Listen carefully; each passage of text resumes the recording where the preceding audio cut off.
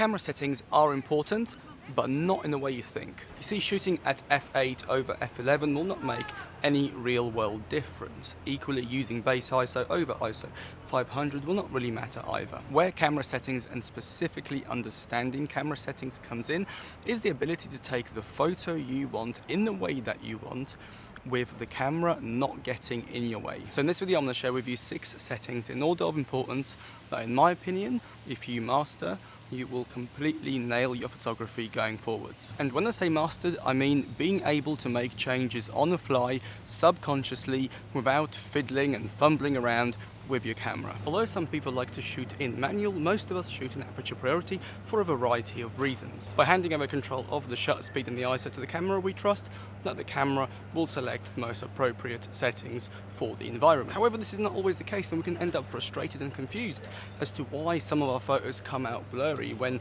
we thought we can just put it in auto and forget about it. Every camera will have a menu that will let you adjust the auto ISO values and effectively give your camera a set of parameters within which to operate. This not only covers the auto ISO setting, but for many camera brands, the auto shutter speed as well. When you first get the camera, my bet is that the auto shutter speed value is either set to automatic or to a very low number. When the light is not great, your camera will prioritize reducing that shutter speed instead of increasing the ISO. And because there is no lower limit set, that shutter speed can go down so low that even the tiniest movement of your hands will result in a blurry photo. So to stop this from happening, we need to make some adjustments. So on the Fuji cameras that I use, you can set up to 3 different auto ISO settings. I'm sure other brands have something similar. So the first auto ISO setting is my daytime or good light setting. Base ISO is at 160, maximum ISO 3200, minimum shutter speed 1/200. For my run and gun style photography, I find 1/200 to be more than enough. If you are somewhat slower paced or you use wider lenses more frequently, you can actually reduce that to 1/160 or even 1/100 if you have like IBIS and things like that as well. The second auto ISO setting is my nighttime or low light photography setting. So here the base ISO does increase to 500, the max ISO goes up to 6400.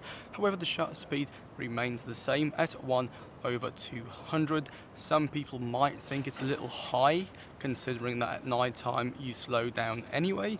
However, it works for me, but you can definitely reduce that to 1/100 or something like that if you wish. And the final auto ISO setting is a high shutter speed priority for scenarios where I want to maintain the highest shutter speed possible.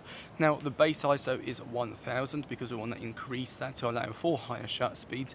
Max ISO remains the same at 6400, and obviously the minimum shutter speed goes up to 1/500 because that's the whole point. Finally, I have all of these settings programmed to a button on the back of the camera because I tend to change them quite a lot. Most cameras will have an exposure compensation dial, but what I found is that many people don't fully utilize it. Now, the first thing I need to stress is exposure compensation adjustment is a corrective adjustment and not a creative exposure adjustment. For creative exposure, stay with the video, I'll explain that bit later on. So your camera will look at the scene and will decide, based on this bit of maths and this algorithm, this is the correct exposure that I think, as in the camera, this scene should have.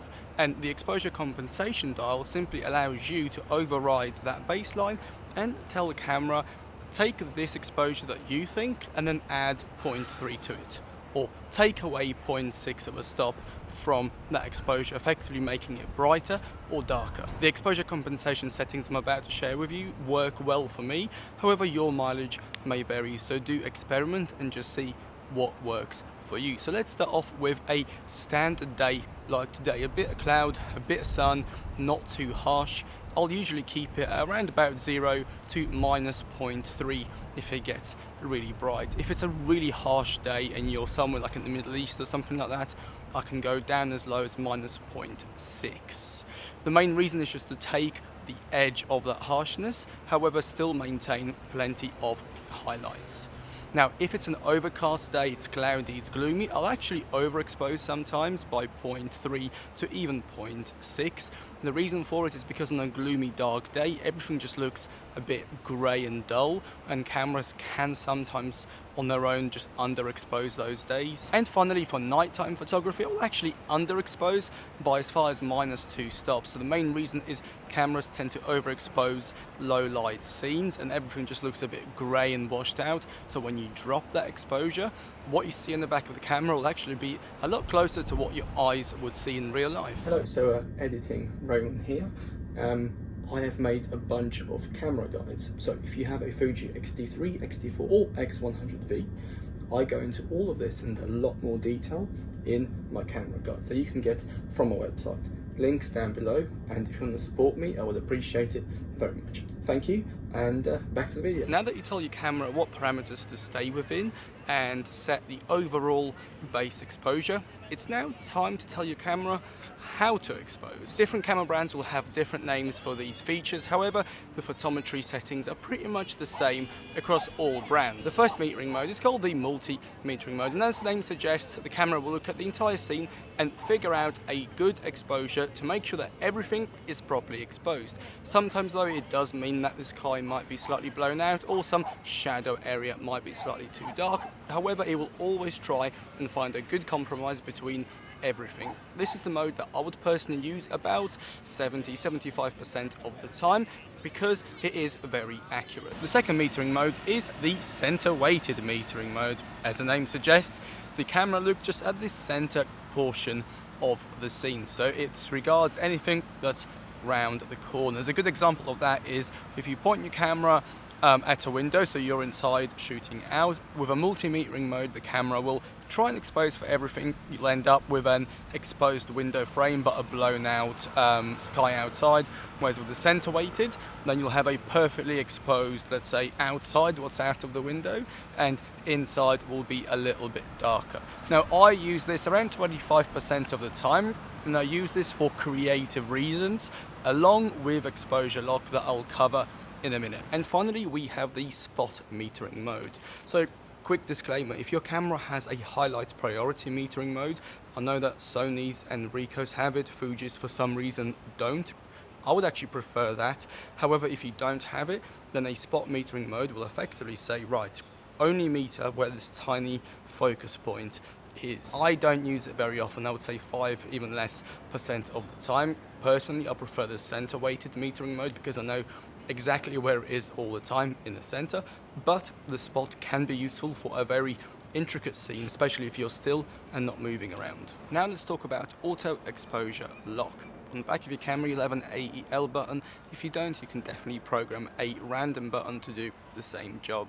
So now that we've set the exposure, we've selected the metering mode, the next thing we want to do is actually be able to control that exposure and even change the exposure without actually touching any other dial or menu or button, apart from the AEL one, obviously. So you're walking around and let's say you find a patch of light and you want to expose for the highlights.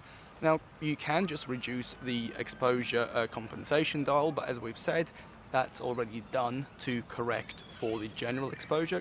What you can do is you can just point the camera at the sky, press and hold the AEL button, which will lock the exposure from the sky, which is obviously brighter, and then you can recompose your shot whilst holding the AEL button, and you'll find that the highlighted area is now perfectly exposed.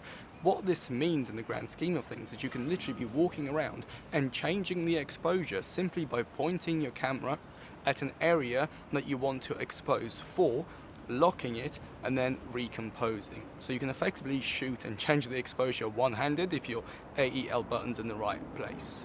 Now let's talk about focus modes, and we can split that into two parts. The first part is single for autofocus and continuous for autofocus and manual, and the second part is zone or single point. Let's start with the first bit. So single autofocus is basically you half press the shutter, take the photo, and the camera will not adjust the focusing depending on if you move or your subject moves. Continuous autofocus, as the name suggests, the camera will compensate for any movement, either you or your subject, and manual is, well, manual. So single autofocus, I will use that for anything that's still live, as in I'm not moving and the subject is not moving, like a building. Continuous autofocus I will use for anything where either I'm moving or the subject's moving. And finally, manual I will use for any low contrast scenario where the autofocus will just completely struggle and not perform, such as heavy fog, haze, if I'm trying to focus on something really far away. Now let's talk about the other autofocus modes. The first one is single point, as the name suggests. It's just one point that the camera will focus on. It's definitely the most accurate way of focusing. However, it can take a bit longer for the camera to acquire focus if there's a lot going on. So typically I will only use it if I am still and the subject is moving, or the subject is still as well. The other mode is called zone, which is a collection of up to 9, 12 or even more points. And basically you say, right, focus in this zone, and then the camera will pick the best point within that zone to focus on. The good bit about it is that obviously focusing happens much quicker, and usually it's quite accurate, but obviously the negative is that it can misfocus. It can focus on the wrong thing that you don't intend it to focus on. So I will typically use this mode when I'm moving around. So if I'm walking through a busy market, I will have it on zone focusing, because to me, getting something in focus quickly, that's 95% in focus, is more important than getting something 100% in focus but missing it because the camera can't focus quick enough. Once you've got your focus set up, there's only one more little thing left, and that is autofocus lock. Exactly the same as auto exposure lock, but for your focus. Where I use it personally is if I want to focus and recompose. Technically I could do it in single autofocus mode. However, by holding autofocus lock on the back of the camera, I'm 100% sure that the autofocus will not try to refocus on something if I accidentally let the shutter button go. And it's like a fail safe, so I can focus on the background, lock it off with the button and recompose as needed. Right, that's everything for today's video. I hope you've enjoyed it, and I hope you've taken something away from it. When you get to the stage where everything that I've discussed today is subconscious, you don't think about it, you just do it automatically and you understand it inside out, your photography game will just go up a notch, because you're no longer thinking of settings, you're thinking of what's in front of you. Okay, I don't think I have anything else left to say. There's a bunch of people running and clapping, so I'm going to finish this video before they get here. Thank you for watching, hope you're good, have a good week, and I'll speak to you soon. Bye.